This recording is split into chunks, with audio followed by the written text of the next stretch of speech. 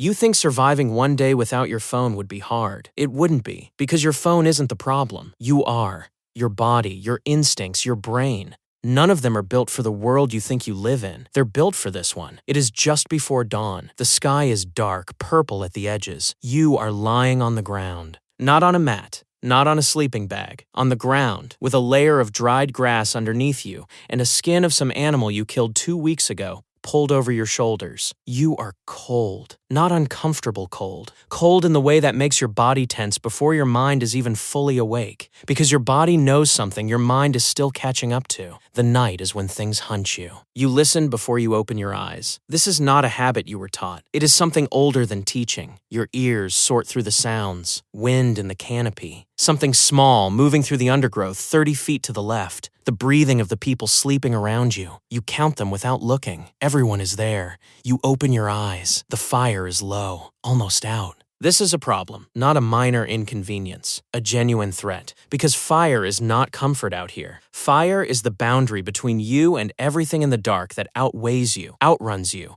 and sees better than you in the dark. You get up quietly and feed it. Small dry sticks first, then larger ones. You have done this 10,000 times. Your hands know what to do before your brain sends the instruction. The fire catches. The circle of light expands slightly. You feel something release in your chest that you didn't realize was tight. The first real task of the day is water. You are already thirsty. You have been since the middle of the night. Your body is running a constant calculation. Water in, water out. How long until it becomes dangerous? And it is telling you the calculation is getting close. There is a stream roughly 20 minutes walk from camp. You know this the way you know your own hands. You have walked every path within 2 hours of this camp so many times that the map lives in your body, not your memory. The landscape is not something you navigate. It is something you wear. But the stream is not safe in the way you would think of safe. Safe here means something specific. It means checking which direction the wind is coming from before you approach. It means looking at the ground for tracks before you kneel to drink. It means drinking fast, not leisurely,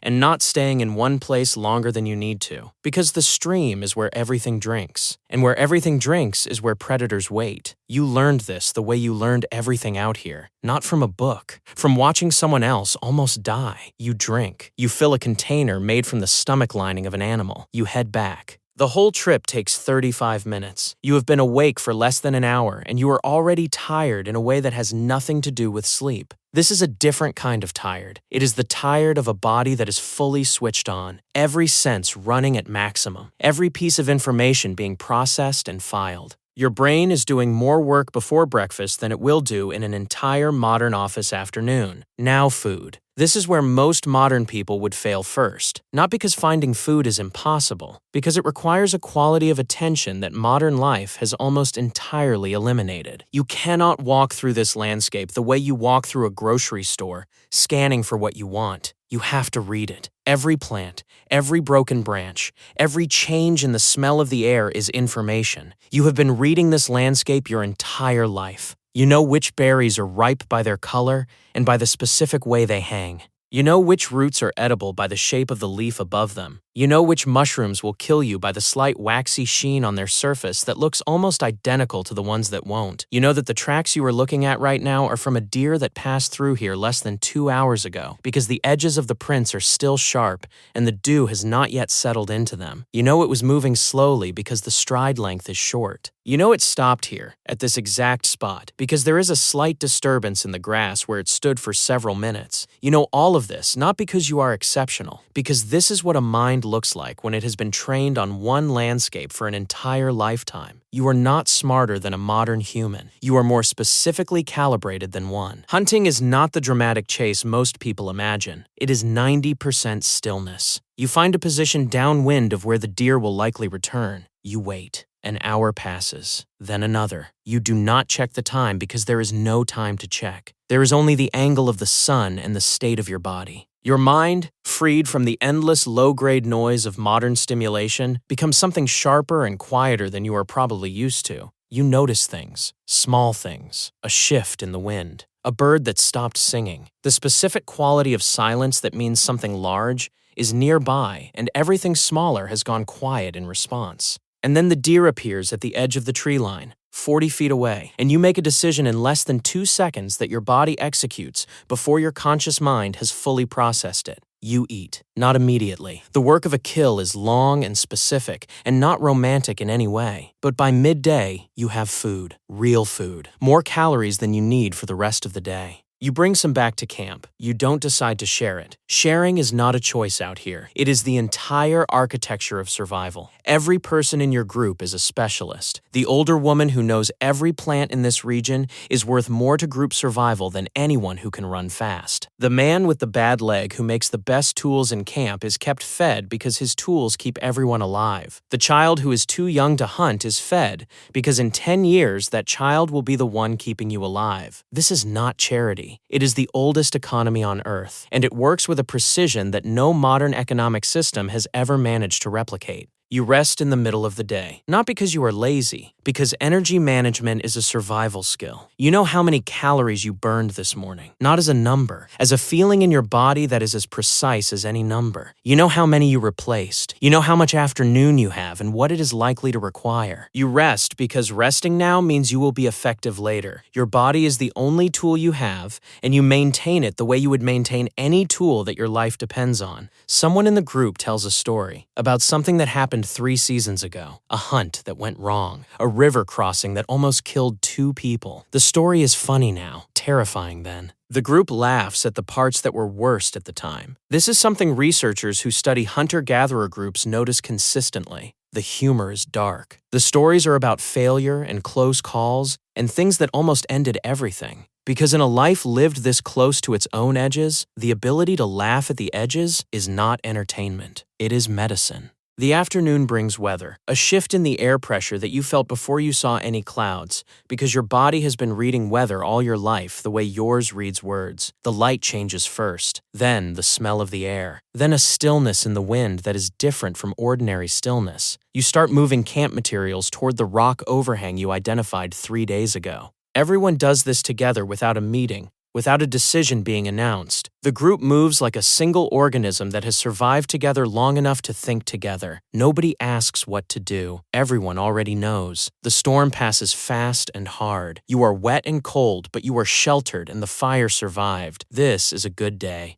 You know this because you have had bad days, and bad days out here mean something that the word bad does not come close to covering. Bad days out here means someone doesn't come back. Bad days mean the food runs out and you make the decision to move camp, which means leaving the area you know for one you don't, which is one of the most dangerous things you can do. Bad days mean a child gets sick and you watch it happen, and there is almost nothing you can do except stay close and keep the fire burning and hope the body finds its way back. Today was not a bad day. Today you found water and food, and the storm missed the fire, and everyone is here. This is what success looks like. It looks like still being here. As the sun drops, the light changes in a way that tightens something in your chest. Not fear exactly, awareness. Everything dangerous in this landscape is more dangerous at night. You add wood to the fire. You move closer to the other bodies around it. Someone starts talking, not about anything important, about what happened today. About the deer and the storm and something funny that the child in the group did this morning. Someone laughs. The sound is completely out of place in this dark landscape and completely at home in it at the same time. Here is the strange part. Everything you felt today, the cold, the hunger, the focus, the fear, the deep specific satisfaction of eating something you found yourself. Your body recognized all of it, not as something new, as something it already knew. Because this is what your body was designed for. Not the chair you sit in, not the screen you look at, not the temperature-controlled room you sleep in, not the 1,000 small comforts that modern life has layered between you and the actual experience of being alive. This, the cold ground and the low fire and the specific alertness of a mind that has actual consequences to pay attention to. The modern world is not a better fit for your biology than this one. It is just an easier one, and easier is not the same thing as right. Your ancestors did not have longer lives or more comfort or less pain, but there is something in the data that keeps surprising researchers, something that shows up again and again in studies of the few remaining hunter-gatherer groups still living this way today. Groups like the Hadza of Tanzania, who have been studied extensively by anthropologists over the past several decades. They report consistently, something that modern populations report at significantly lower rates. Not happiness exactly, something older than happiness. Something that psychologists now call eudaimonia, a sense that what you are doing matters, that the day was real, that you were present for it.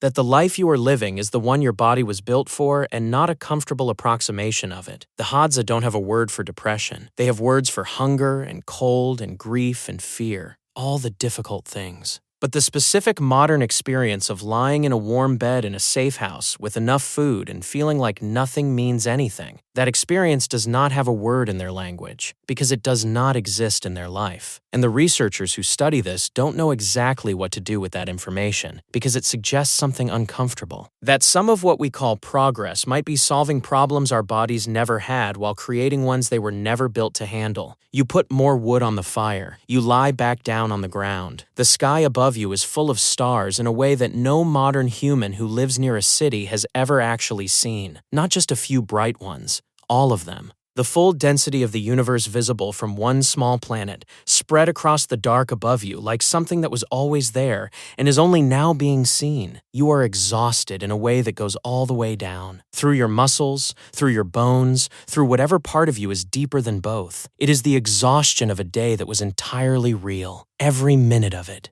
Every cold and hungry and frightened and focused and alive minute of it, and you are asleep before the thought is finished.